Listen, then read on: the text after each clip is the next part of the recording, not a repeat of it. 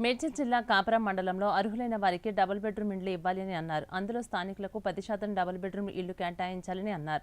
అలాగే ప్రజా దర్బార్లో మేడ్చల్ అదనపు కలెక్టర్ విజేందర్ రెడ్డికి వింతపత్రాన్ని అందజేశారు. డబుల్ బెడ్రూమ్ ఇండ్లలో నివసించే వారికి మౌలిక సదుపాయాలు కల్పించాలని అన్నారు. ఈ కార్యక్రమంలో సిపిఎం రాష్ట్ర కార్యదర్శి సభ్యులు మాడుగుల భాస్కర్, రాష్ట్ర కమిటీ సభ్యురాలు రామ, జిల్లా కార్యదర్శి సభ్యులు చంద్రశేఖర్, అశోక్, రాజశేఖర్, జిల్లా కమిటీ సభ్యులు శ్రీనివాస్ తదితరులు పాల్గొన్నారు.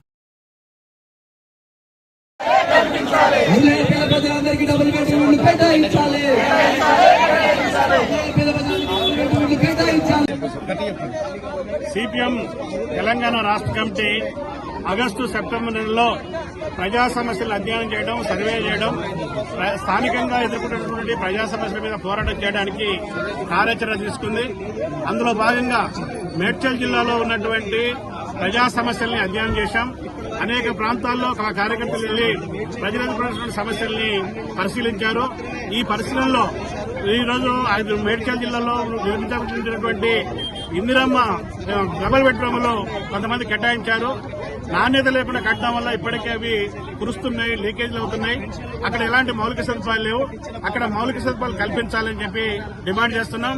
ప్రజలు అక్కడ ఎక్కడెక్కడి నుంచో కేటాయించబడ్డటువంటి ప్రజలు డబుల్ బెడ్రూమ్లకు వచ్చారు.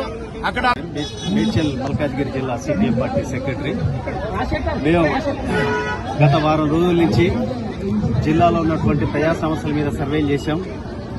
జిల్లాలో నిర్మాణమైనటువంటి డబుల్ బెడ్రూమ్ గృహ సముదాయాలన్నీ కూడా పరిశీలించడం జరిగింది. అక్కడ ప్రజలు ఎదుర్కొంటున్న ఇబ్బందులు చాలా తీవ్రంగా ఉన్నాయి. అక్కడ వచ్చిన పీపుల్కి రేషన్ షాప్ లేదు, అక్కడ ఏదైనా అనారోగ్యం వస్తే హాస్పిటల్ లేదు, అలాగే అక్కడ స్కూల్ లేదు. ఈ సౌకర్యాలు ఏవీ లేవు కాబట్టి జనాలు అక్కడ చేరటం